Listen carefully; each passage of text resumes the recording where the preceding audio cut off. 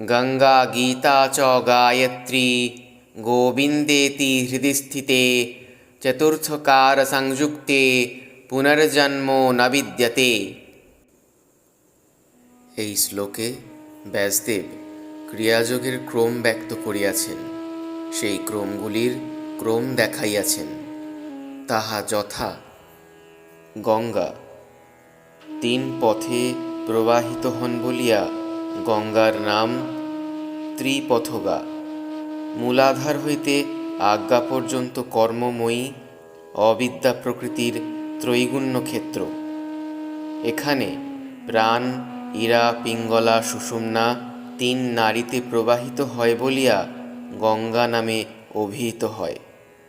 এই প্রাণ প্রবাহে অবগাহন করার নামই প্রাণায়ামাদি ক্রিয়া।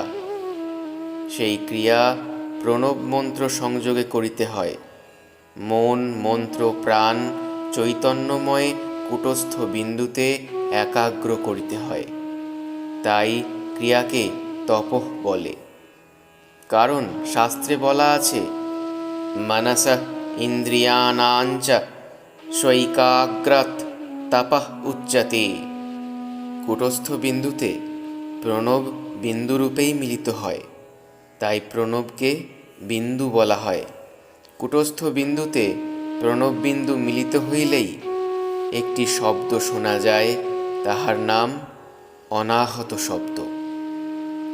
গঙ্গা প্লাবনী, মহাপাপ বিমোচনী। এই প্রাণ প্রবাহরূপ গঙ্গাতেও মন দিলে, অর্থাৎ প্রাণায়াম করিলে মনের চঞ্চলতারূপ পাপ দূর হয় এবং শরীরেও একটা স্বচ্ছন্দ ভাব আসে। এই কর্মময় অবিদ্যাক্ষেত্রের প্রাণায়াম সহজ, কুম্ভকবিহীন, রেচক পূরক মাত্র এবং কর্ম বা কর্মযোগ নামে অভিহিত। এই ক্ষেত্রের প্রাণায়ামে বিন্দুরূপে বিকাশ পায় বলিয়া এই ক্ষেত্রের সাধনকে বিন্দু সাধন বলে। প্রণব ইহাই তপ স্থূল সাধনা। গীতা ভক্ত অর্জুনের মোহনাশের জন্য ভগবান কর্তৃক প্রবোধিত শক্তি গীতা নামে বাণীরূপে ভগবানের মুখপদ্ম হইতে বিনিসৃতা হইয়াছিলেন। নিস্ত্রৈগুণ্য বিদ্যাক্ষেত্রে ভক্ত সাধক ভগবানের কৃপায় ঐরূপ বাণী শুনিতে পান। বিন্দু সাধনরূপ কর্মযোগ দ্বারা প্রাণ সূক্ষ্ম হইয়া তীব্র হয়।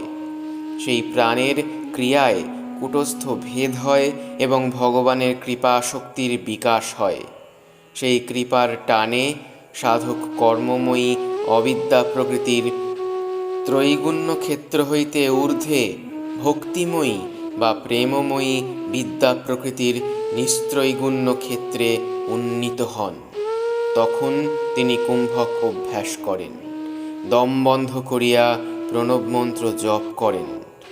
তাহার ফলে শ্রীবিন্দু প্রকাশ পায় এবং সেই শ্রীবিন্দু সহ যুক্ত সূক্ষ্ম প্রণব বিন্দুর অনাহত শব্দ হইতে ধ্বনি উৎপন্ন হয়।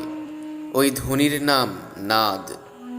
সেই নাদে মন নিবিষ্ট হইলেই তাহা হইতে অশরীরী বাণী সুরসহ উচ্চারিত হইতে থাকে।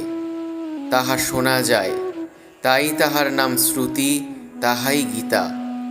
এই সাধনার নাম নাদ সাধন। ইহাই সাধ্যায় সূক্ষ্মের সাধনা।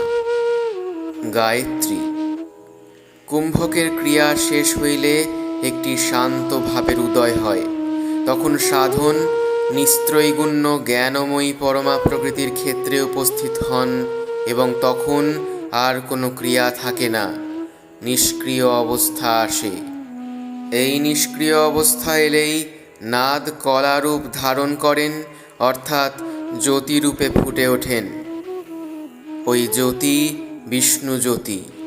দেবস্য গর্ভ, উহাই তৎ বা গায়ত্রী, উহাই মূলা। ওই দেবস্য গর্ভ নামক গায়ত্রীর ধ্যান করিতে হয়। ওই ধ্যান ক্রিয়ার নাম কলা সাধন। উহাই ঈশ্বর প্রণিধান কারণের সাধন। গোবিন্দ ওই ধ্যান বা ঈশ্বর প্রণিধানের পর দশাঙ্গুল নামক নিস্ত্রৈগুণ্য ক্ষেত্রের অতীত তুরীয় পদে প্রকৃতে পরং নিষ্কলং জ্যোতিরূপং বিন্দুনাদ কলাতীতং ক্ষেত্রাতীত নিরঞ্জন পুরুষ দৃষ্ট হন। তিনি গোবিন্দ, উত্তম পুরুষ, পরমেশ্বর। তাঁর চিন্তা করিতে হইবে, তিনি এই দেহে পরপুরুষ। তাহা হইতে পর অর্থাৎ শ্রেষ্ঠ আর কিছু নাই। পুরুষান্য পরং কিঞ্চিৎ সা কাষ্ঠা সা পরাগতি। মানুষ যদি ভক্তি সহকারে এই গঙ্গা, গীতা, গায়ত্রী নামক সাধনক্রম স্মরণ করিয়া শুধু ভগবানের নাম লয়, তাহা হইলেও ভগবানের কৃপায় তুরীয় পদ পাইয়া মুক্তি লাভ করে। ইহাই ব্যাসের উক্তি। এই শেষ সাধনা সম্বন্ধে গীতায় বলিয়াছেন, আত্মসংস্থং মনঃ কৃত্বা ন কিঞ্চিদপি চিন্তয়েৎ। অর্থাৎ প্রাকৃত তত্ত্বের উপরে আত্মতত্ত্বে তো মনকে উঠাইয়া রাখিতেই হইবে, তাহা ছাড়া ন কিঞ্চিদপি, ন কিঞ্চিৎকেও চিন্তা করিতে হইবে। প্রাকৃত তত্ত্বই কিঞ্চিৎ। যিনি কিঞ্চিৎ নন, তিনি ন কিঞ্চিৎ, অর্থাৎ ভগবান বা ইষ্ট দেবতা। তাঁর চিন্তা করিতে হয়, তাঁর নাম স্মরণ করিতে হয়। তা হইলেই তাঁর কৃপা লাভ হইবে এবং সেই কৃপায় পরাগতি অর্থাৎ মোক্ষ লাভ হইবে। ইহা নিশ্চয়, ইহা বেদবাণী, উপনিষদ। তিনি কৃপাময়, কিন্তু প্রাকৃত তত্ত্ব হইতে আত্মতত্ত্বে না উঠিলে তাঁর কৃপা পাওয়া যায় না।